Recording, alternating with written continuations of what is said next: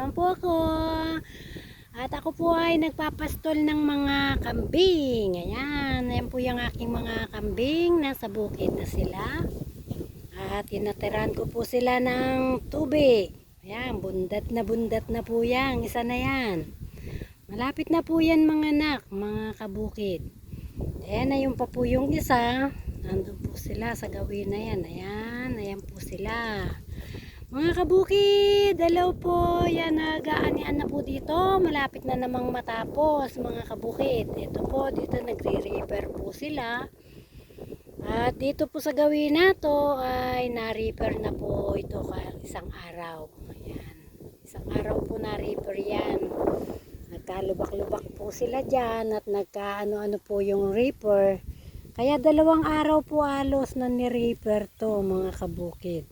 Then doon po sa gawiron, meron na rin nagre-repair. Kaya saglit lang po ang ano dito sa kaan ay anihan. Ayan. Ayan, maraming po salamat sa panunod ng aking video mga kabukid. Sana po lagi niyo akong tangkilikin at subaybayan. Thank you po.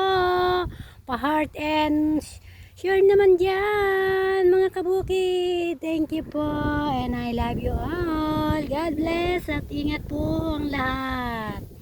Thank you so much. Bye-bye.